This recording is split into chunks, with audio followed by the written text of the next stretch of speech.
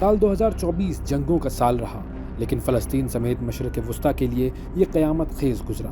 اکتوبر 2023 میں غزہ میں شروع ہونے والی جنگ اس سال بھی جاری رہی اور اسرائیل نے اس سال بھی نہایت ہٹ درمی سے تمام جنگی آداب اور قوانین کی دھجیاں اڑائیں۔ صہیونی فوج آسمان سے زمین پر نہتے فلسطینیوں پر صفاقی سے بم برساتی رہی۔ اسپتالوں اور پناہ گزین کیمپوں کو چن چن کر نشانہ بنایا گیا۔ بلا روک ٹوک کے اسرائیل نے فلسطینیوں کی نسل کشی جاری رکھی۔ کم سن بچوں کو سروں پر گولیاں ماری گئیں۔ پینے کے صاف پانی کے اسٹرکچر کو تباہ کیا گیا۔ امدادی کارروائیوں پر قدغن لگائی گئی۔ فلسطینیوں تک خوراک بھی نہ پہنچنے دی گئی۔ اس خطے میں انسانی ہلاکتوں کی تعداد حیران کن ہے۔ لاکھوں افراد بے گھر ہو چکے ہیں اور پورے علاقے کھنڈرات میں بدل چکے ہیں۔ بے گناہ نہتی خواتین، معصوم بچوں نے آسمان تلے چلچلاتی سردی گزاری، بارشوں میں بھیگے کیمپس میں زندگی بسر کرنے پر مجبور رہے، جس سے مزید بیماریاں پھیلی اور شہادتیں بڑھتی رہیں۔ 10 دسمبر 2024 تک تقریباً 45,000 فلسطینی شہید ہوئے، جن میں 150 کے قریب صحافی اور میڈیا کارکن، 120 ماہرین تعلیم اور 224 سے زیادہ انسانی امدادی کارکنان جاں بحق ہوئے۔ نومبر 2024 میں اقوام متحدہ کی رپورٹ میں حیران کن انکشافات سامنے آئے، جس کے مطابق غزہ میں 70% فلسطینی اموات خواتین اور بچوں کی ہیں، یہاں تک کہ اس جنگ کو وار آن چلڈرن کا نام بھی دیا گیا۔ PCPSR کی رپورٹ کے مطابق 7 اکتوبر 2023 سے 60% سے زیادہ غزہ کے افراد اپنے خاندانوں کو کھو چکے ہیں۔ Euro Mediterranean human rights monitor کے اندازے کے مطابق 90% ہلاکتیں عام شہریوں کی ہوئی ہیں۔ اسرائیل کسی بدمست ہاتھی کی طرح جنگی جنون میں پاگل ہو چکا ہے، لیکن کوئی اس کو روک نہیں پا رہا۔ امن قائم کرنے کے لیے بنایا گیا ادارہ بھی بے بسی کی تصویر بنا رہا۔ اسرائیل نے اقوام متحدہ کی جانب سے بار بار کی گئی نشاندہی پر الٹا ادارے کے سربراہ انتونیو گوتریس کو ناپسندیدہ شخصیت قرار دے کر اسرائیل آنے پر ہی پابندی لگا دی۔ آخر کون اسرائیل کو روک پائے گا؟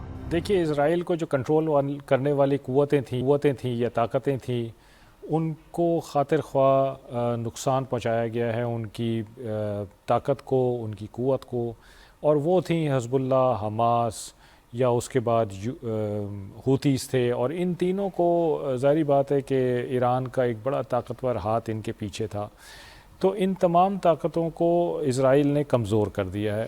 اسرائیل کو ہم یہ دیکھتے ہیں کہ اس وقت تو اس کو کوئی نہیں روک سکتا، نہ انٹرنیشنل آرگنائزیشنز روک سکتی ہیں، نہ انٹرنیشنل کورٹ آف جسٹس اس کو روک سکتا ہے، نہ اس کو کوئی ہیومینیٹیرین آرگنائزیشنز روک رہی ہیں، نہ دنیا کے بالعموم ممالک اس کو روک پا رہے ہیں۔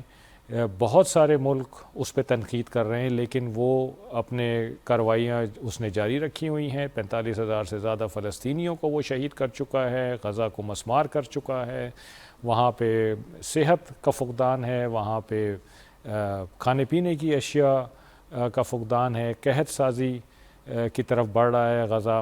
وہاں سے جو یونائٹڈ نیشنز کی ریلیف ورکس ایجنسی تھی، اس کو اس نے نکال دیا ہے۔ کیوں؟ اس لیے کہ اسرائیل کے پیچھے ایک طاقت، دنیا کی جو عالمی طاقت ہے، یونائٹڈ اسٹیٹس آف امریکہ، وہ کھڑا ہوا ہے اور اس کے ساتھ اس کے اتحادی کھڑے ہوئے ہیں۔ 7 اکتوبر 2023 کو جب یہ شروع ہوئی، تب بھی آپ دیکھیے کہ جو اسرائیل کو روکنے والی طاقتیں تھیں، جنہوں نے اتنے سالوں سے اس کو روکا ہوا تھا، کنٹرول کیا ہوا تھا، انہی میں سے ایک نے یہ کارروائی کی، جس کی وجہ سے یہ موجودہ غزہ جنگ کا آغاز ہوا۔ اور یہ کارروائی ان کی طرف سے کوئی پہل نہیں تھی، بلکہ یہ اس ظلم اور ستم کا ایک ریئیکشن تھا جو کہ اسرائیل نے برسہ برس سے وہاں پہ برپا کیا ہوا تھا۔ تو حماس کا جو 7 اکتوبر 2023 کا ایک عمل تھا، وہ اصل میں رد عمل تھا۔ ظلم کی داستان یہیں ختم نہیں ہوتی۔ ہزاروں اموات ایسی ہیں جس کے نشانات بھی نہ مل سکے۔ سروے میں یہ بات بھی سامنے آئی کہ اموات کی اصل تعداد جاری کی گئی اعداد و شمار سے کئی گنا زیادہ ہے۔ تباہ شدہ عمارتوں کے ملبے تلے مزید ہزاروں لاشوں کے دبے ہونے کا خدشہ ہے۔ اس سال کے وسط میں برطانوی تنظیم سیو دا چلڈرن نے ایک رپورٹ جاری کی، جس میں غزہ جنگ کی افراتفری میں 21,000 فلسطینی بچوں کے لاپتہ ہونے کا ہولناک انکشاف کیا گیا۔ زخمیوں کی تعداد 1 لاکھ سے بھی زیادہ ہے۔ اور غزہ میں دنیا میں فی کس سب سے زیادہ معذور بچے ہیں۔ اسی طرح لبنان کے خلاف اسرائیلی جارحیت کے آغاز سے اب تک 3000 افراد ہلاک اور تقریباً 14,000 افراد زخمی ہو چکے ہیں۔ مرنے والوں میں 600 کے قریب خواتین اور تقریباً 200 کے قریب بچے شامل ہیں۔ بڑی تعداد میں فلسطینی، لبنانی اور شام کے لوگوں نے عراق ہجرت کی۔ تمام مسلم ممالک کی طرف سے بس مذمتی بیانات آئے، لیکن کوئی کچھ نہ کر سکا۔ مسلم امہ کی کمزوری یہ ہے کہ مسلم امہ نے جو 1400 سال پہلے اس کو علم و دانائی عطا کی گئی تھی، اس سے ان 1400 سال میں کوئی فائدہ نہیں اٹھایا ہے۔ میں اس کی مثال اس طرح سے آپ کو دیتا ہوں کہ آج جب سائنس کوئی تحقیق کرتی ہے اور کسی نئی چیز کی دریافت کرتی ہے تو ہم بڑے زوم سے یہ کہتے ہیں کہ جی یہ اس چیز کا پتہ تو ہمیں 1400 سال پہلے بتا دیا گیا تھا، قرآن میں تھا یا حدیث میں تھا، ہمیں پتہ چل گیا تھا۔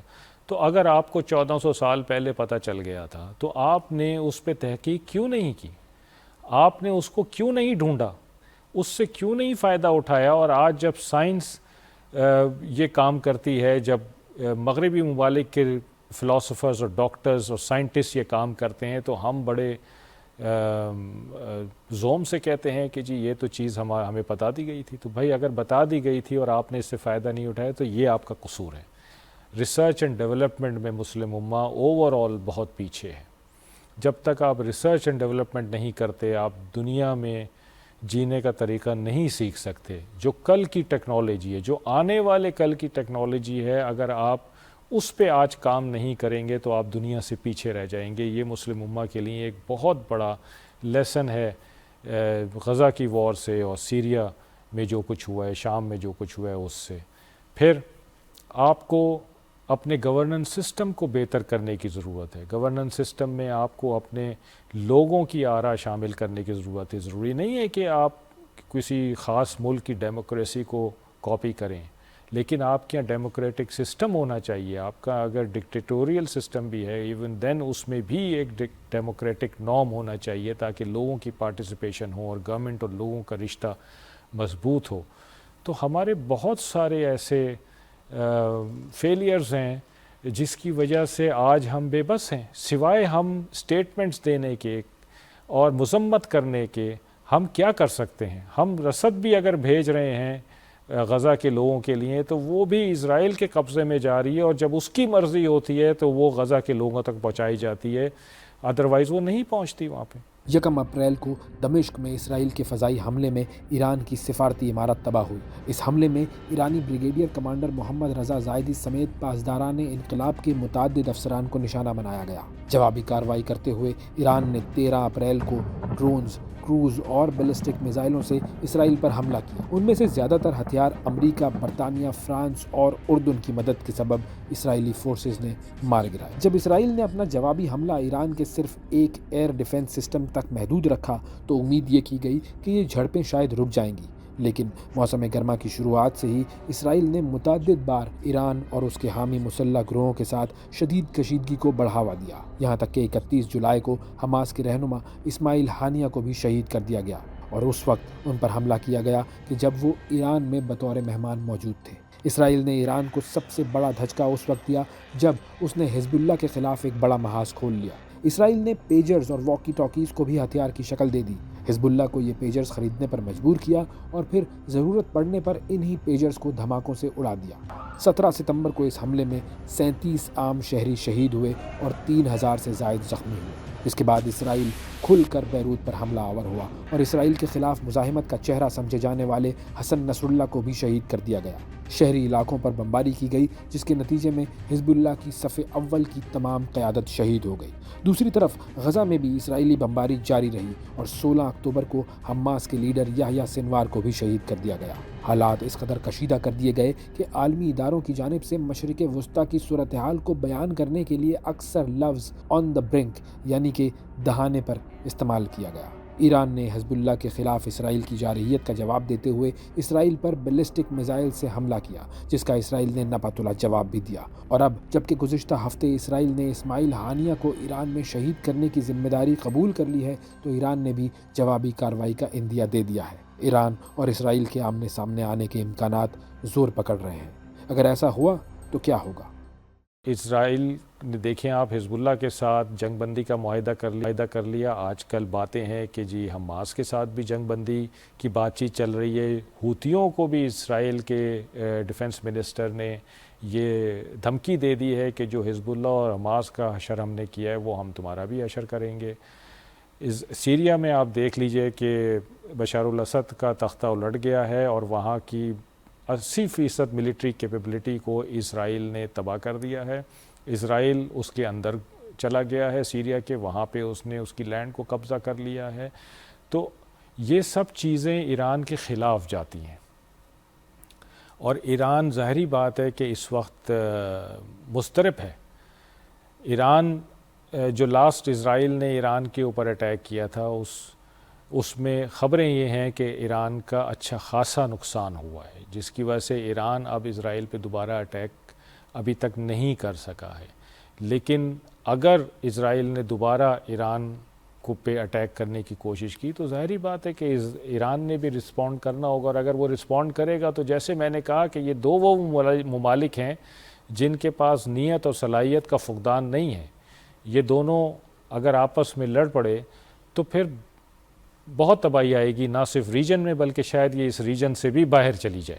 اسرائیل اور لبنان کے درمیان 14 مہینے کی کشیدگی کے بعد 27 نومبر کو جنگ بندی کی گئی. معاہدہ کیا گیا کہ 60 دنوں کے لیے فوجی کارروائیوں اور محاذ آرائیوں کو مکمل طور پر روک دیا جائے گا. جنوبی لبنان سے حزب اللہ کا انخلا ہوگا اور ان علاقوں میں لبنانی فوج کی تعیناتی کو یقینی بنایا جائے گا. اسی طرح لبنانی سرحد پر موجود دیہاتوں سے اسرائیلی افواج بھی نکل جائیں گی. سیز فائر کے اس معاہدے کے باوجود اسرائیل نے حملے جاری رکھے. دوسری طرف حماس کے قبضے میں موجود اسرائیلی قیدیوں کی رہائی کی غرض سے کئی بار غزہ جنگ بندی کے لیے بیٹھک لگی. امریکہ اور قطر کی ثالثی کی کوششوں میں بھی کوئی کامیابی نہیں ہوئی, کیونکہ اسرائیل کی جانب سے ایک طرف ٹیبل ٹاک جاری رکھی جاتی تو دوسری طرف بمباری. معاہدے میں بھی حماس کی مستقل جنگ بندی کی شرط کو نہیں مانا جاتا تھا اور مستقل ٹائم گین کیا گیا, اور دنیا کے سامنے امریکہ اور اسرائیل کی امن معاہدے کے لیے عدم دلچسپی عیاں ہو. اب نومنتخب امریکی صدر ڈونلڈ ٹرمپ کے آنے کے بعد اس خطے میں امریکہ کا کردار کیا ہوگا؟ کیا غزہ میں جنگ بندی ہوگی یا اسرائیل اپنے مقاصد پورے ہونے تک فلسطینیوں کی نسل کشی جاری رکھے گا؟ یہ سب سے بڑا سوال ہے. ریجن میں آپ دیکھیں گے تو اسرائیل نے ہر اس قوت کو ڈسٹرائے کرنے کی کوشش کی ہے, اس کو تباہ کرنے کی کوشش کی ہے, اس کی صلاحیت کو کم کرنے کی کوشش کی ہے جو کہ اسرائیل کو چیلنج پوز کر سکتی تھی. وہ حماس, حزب اللہ, حوثی, یمن, ایران, ان سب سیریا, ان سب کو بیسیکلی اسرائیل نے, لبنان آپ دیکھ لیں, ہر جگہ بامبنگ کی ہے, ہر جگہ ان کی امپورٹنٹ لوکیشنز کو, لیڈرشپ کو, ان کا خاتمہ کیا ہے تاکہ اس کو کوئی ریزسٹنس نہ رہے. جب اسرائیل کو ریجن میں کوئی ریزسٹنس نہیں رہے گی, اس کو کوئی خطرہ نہیں رہے گا, تو وہ کیا کرے گا؟ وہ پھر جو گریٹر اسرائیل کی ایک آئیڈیالوجی ہے, جو ان کی فلسفی ہے, جو ان کا مشن ہے اور آبجیکٹیو ہے, وہ اس کی طرف بڑھیں گے. اور جب وہ بڑھیں گے تو اس گریٹر آئیڈیالوجی آف گریٹر اسرائیل کی جو آئیڈیالوجی ہے اس میں تو پھر بہت سارے ممالک آ جاتے ہیں جن کی طرف اسرائیل کی نظر جائے گی. تو میں 2025 میں اسرائیل کو مزید ریجن میں سٹرونگ ہوتا دیکھ رہا ہوں, اور میں اس کی جو کارروائیاں ہوں گی ان کو بڑھتا دیکھ رہا ہوں, اور میں یہ بھی دیکھ رہا ہوں کہ اس کو روکنے والا فی الحال کوئی موجود نہیں ہوگا. عالمی عدالت ICC نے انسانیت کے خلاف اور جنگی جرائم پر اسرائیل کے وزیر اعظم بنجامن نیتن یاہو, سابق وزیر دفاع یوآف گیلنٹ اور حماس کے رہنما محمد دیاب ابراہیم المصری کی گرفتاری کے وارنٹ جاری کیے. عدالت کے پروسیکیوٹر نے حماس کے سابق سربراہ اسماعیل ہانیہ اور یحییٰ سنوار کی گرفتاری کے وارنٹ جاری کرنے کی استدعا بھی کی تھی, تاہم ان دونوں کی موت کی تصدیق ہو جانے کے بعد اس حوالے سے درخواستیں خارج کر دی گئیں. عدالت نے کہا کہ یہ یقین کرنے کی معقول وجوہات موجود ہیں کہ اسرائیل کے وزیر اعظم نیتن یاہو اور سابق وزیر دفاع یوآف گیلنٹ نے بھوک کو جنگی ہتھیار کے طور پر استعمال کرنے, قتل, ایذا رسانی اور دیگر غیر انسانی افعال کی صورت میں انسانیت کے خلاف جرائم کا ارتکاب کیا ہے. عدالت نے دونوں کو شہری آبادی کے خلاف دانستہ حملوں کے جنگی جرم کا مرتکب بھی قرار دیا. کئی ممالک نے یہ اعلان کیا کہ اگر نیتن یاہو ان کے ملک میں آیا تو اسے ضرور گرفتار کیا جائے گا, مگر یہاں بھی امریکہ نے روایتی ہٹ دھرمی دکھاتے ہوئے عالمی عدالت کے اس فیصلے پر تنقید کی اور اس ادارے کی حیثیت پر ہی سوالات اٹھا دیے. امریکہ نے کھل کر کہا کہ وہ نیتن یاہو کی گرفتاری کا مکمل مخالف ہے. امریکہ کا یہی رویہ ہے جس کی بنیاد پر اسرائیل کے مظالم آج بھی جاری ہیں اور شاید اگلے سال بھی جاری رہیں۔ کسی طریقے سے اسرائیل کو روکا جائے، ابھی تک تو یہ معاملہ لگتا ہے کہ ایسے ہی چلتا رہے گا۔